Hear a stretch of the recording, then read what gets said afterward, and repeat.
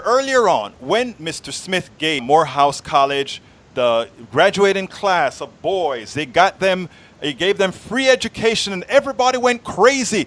Oh, Billionaire gave all this money to the group. And I said, I am not impressed. And a whole lot of people attacked me. I can't believe it. If you don't have anything good to say, don't say it. Or they would say, well, look, he did a good thing. And I'm like, well, listen to me. He did a good thing mostly for himself. Because ultimately, what would happen thereafter is he would have increased his value by more than the $40 million that it has cost him to help those people. So if you dig a little deeper, you see that the concept of the billionaire being a philanthropic person isn't all that, right? Because the reality is you became a billionaire on the backs of others. We have yet to teach people or have people understand correctly that there is no benevolent billionaire. There is no magnanimous billionaire. Billionaire is a cutthroat business in a capitalist society that says, I will take as much as I can take. Listen to El Señor Anand Giridharadas here.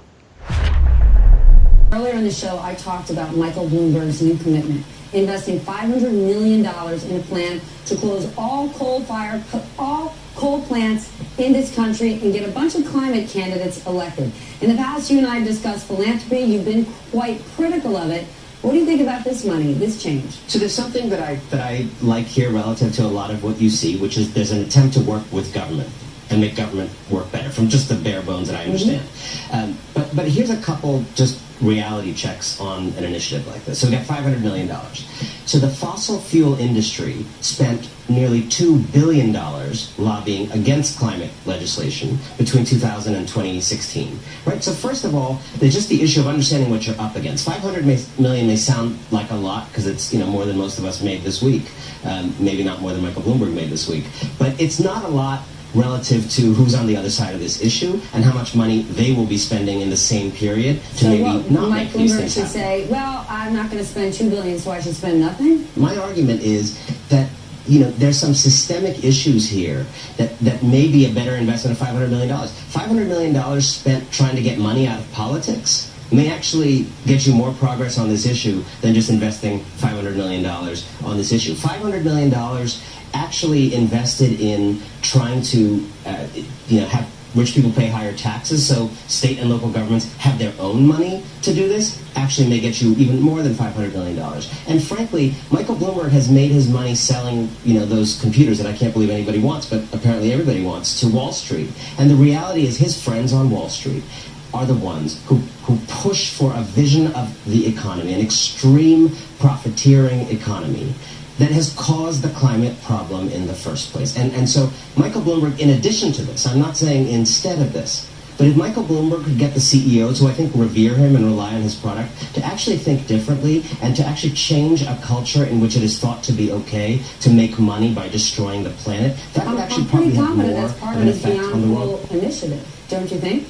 That's great. If he's willing to change how capitalism works so you're not allowed to make money by ruining the planet, I'm all in. I'm pretty sure he wants to make it smarter or better, or that's what his goal is. We'll soon find out. Well, he's advocated against higher taxes when those proposals came on recently. So I think in addition to being proud of his own philanthropic gifts that have his name on it, I think he needs to learn to advocate for some of these systems that actually elected members of Congress are proposing that would frankly equip government to solve these problems in a way that doesn't require noble billionaire saviors. Mike Bloomberg, we just should say, was a proponent of closing carried interest, and he spoke against the corporate tax cut that President Trump put in place last year.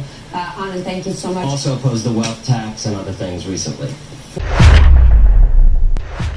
I love what Anand did. What Anand did is he did not allow her, and she's a nice person, but if I'm not mistaken, I think at one time in her life she probably worked for Mr. Bloomberg. But anyhow, what he did is, Bloomberg comes out now and Bloomberg wants to support $500 billion to get rid of the coal companies. Well, you know what? The only deal with the coal companies right now is they're becoming a liability.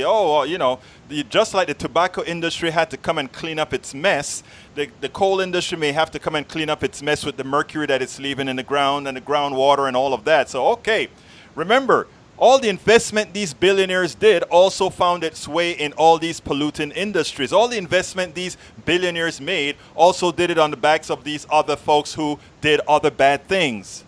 Let's not forget that. So when they come and to promote their benevolence and, oh, I want to do this great thing for society. Oh, I want to do this other great thing for society.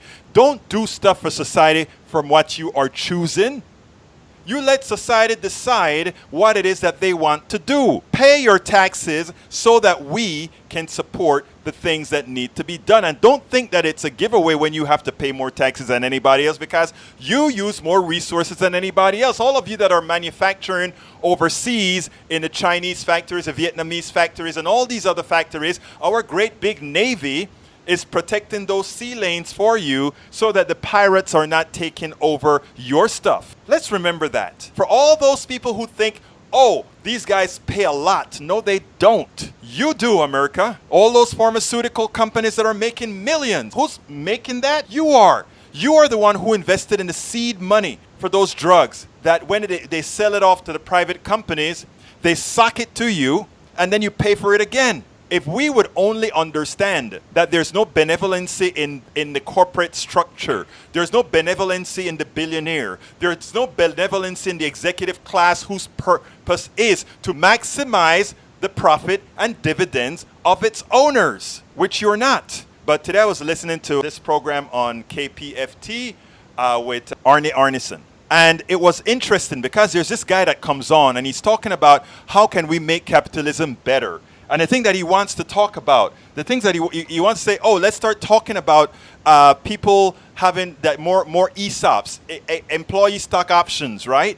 Okay, which means employees now becomes kind of like owners of the companies. And then he said, let's also talk about them sharing, the employees sharing more of the profits. And these are the changes that he wants to make capitalism better, right? And I'm sitting back here and I'm saying, wait a minute.